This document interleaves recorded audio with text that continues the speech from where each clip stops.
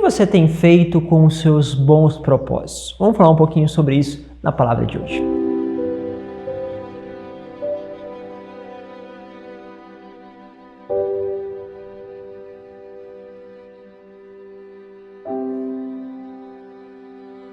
Em nome do Pai, do Filho e do Espírito Santo. Amém.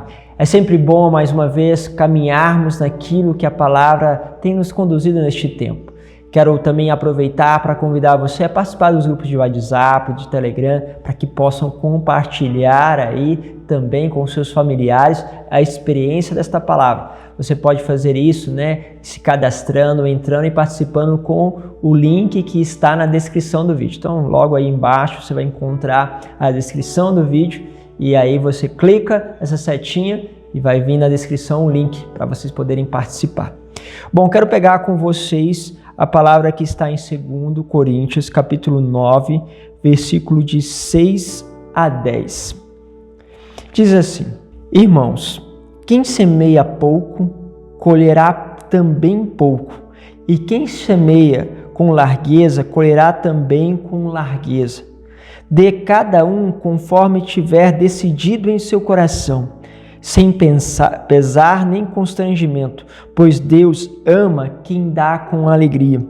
Deus é poderoso para vos acumular de toda sorte de graça, para que em tudo tenhais sempre o necessário e ainda tenhais de sobra para toda obra boa, como está escrito. Aqui é muito bonito pensarmos isso, Olha, semeie de acordo com o que Deus coloca no teu coração. Eu quero te dizer uma coisa, quando você começa a semear aquilo que Deus coloca no teu coração, um gesto de bondade, uma atitude em relação ao próximo, de bondade, você vai perceber que à medida que você vai fazendo, é como que a vida vai como que dando novo sentido, vem uma força, uma vitalidade, e quando você deixa de fazer isso, você também começa a colher pouco. Você percebe que você vai morrendo, cada vez com mais dificuldade de sair do sofá, de não parar em diante da televisão, cada vez mais dificuldade para justamente sair ao encontro do outro, porque tem isso, porque tem aquilo. Então começa um monte de dificuldade, mas para aquele que está indo neste caminho de bem a melhor, ou seja, que está colocando em prática, ele vai perceber uma força muito grande, porque vai semeando e vai colhendo com largueza. E aí temos a experiência dos santos que fala o seguinte: à medida que você vai fazendo isso, Deus vai te pedindo mais. Vai te pedindo mais. Por quê? Porque o Pai é glorificado quando você dá frutos. A tua vida tem que ser constantemente uma vida que glorifica a Deus, para que os homens, vendo as suas boas obras, glorifiquem a Deus. E para fazer isso, o que acontece? Você precisa começar a observar aquelas intuições, aqueles desejos, aqueles bons propósitos, para que possa colhê-los. Isso é muito bonito. E aí vai continuando. Que o Senhor, o que acontece? Quando você faz isso, Ele ainda te dá mais coisas de sobra. Uma das coisas que a gente alega de não ter para poder fazer mais coisas é tempo. E aí, o que a gente vai percebendo? Quanto mais você se dá, parece que o tempo vai multiplicando. Parece que Deus vai realmente fazendo muito com o seu pouco tempo. Mas aquele que paralisa porque diz que não tem tempo, o que acontece? As coisas vão cada vez ficando sem frutos. Assim o Senhor dá sempre mais. E a palavra continua dizendo o seguinte: distribuiu generosamente e deu aos pobres, a sua justiça permanece para sempre. Aquele que dá a semente ao semeador, lhe dará o pão como alimento. Ele mesmo multiplicará as vossas sementes e aumentará os frutos de vossa justiça, porque Ele te colocou algo no teu coração e por isso Ele mesmo vai multiplicar. Para que não ocorra que chegando no final da vida, você tenha um arrependimento de não ter feito aquilo que Deus tinha te inspirado. Acompanhando uma pessoa já no estado terminal, ela dizia assim: Padre, eu quero que o Senhor me cure, porque tantas vezes eu quis ajudar na cozinha, quis ajudar nas coisas da comunidade, e eu vi que eu deixei essas coisas para depois. Tinha tantas vezes o desejo, mas não fiz. Mas agora, Padre, eu quero realmente, recebendo esta cura, colocar em prática essas coisas. Só que o que aconteceu? Ela veio a falecer em decorrência do câncer. Os bons propósitos que Deus havia colocado no coração dela ficaram para depois. E agora, esse depois não tem mais volta. Não dá mais para voltar. Se perdeu.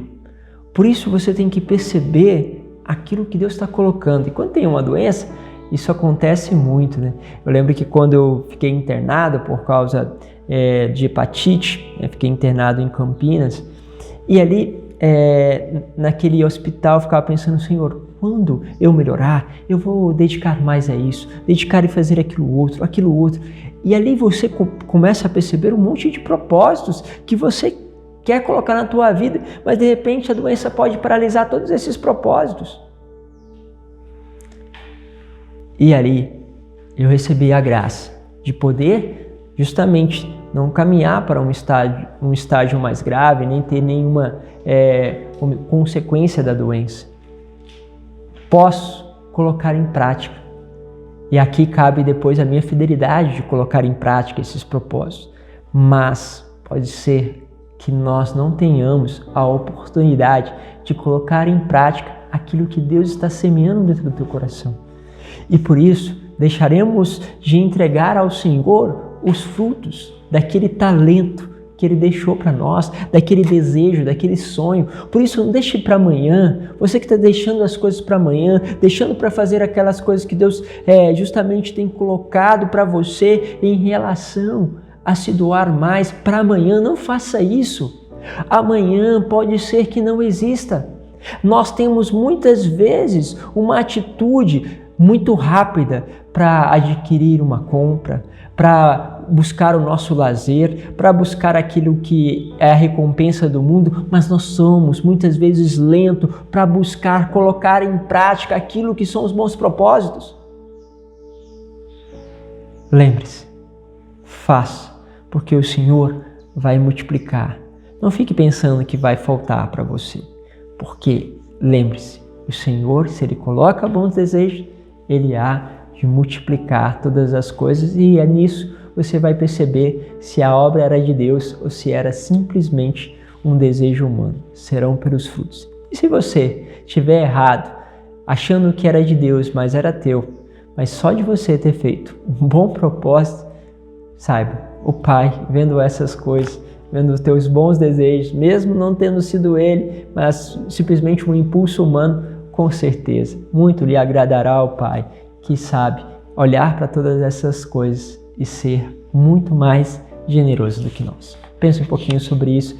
Pedimos esta alegria de dar, como São Lourenço, que estava ali, terminando a sua vida, mas em todas as coisas, até mesmo diante do martírio, se deu totalmente com alegria, sendo ali justamente torrado, tostado, né? Justamente neste momento, ele continua, mesmo na dor, dando-se totalmente. Olhamos para os santos e ficamos escandalizados com o seu gesto de amor.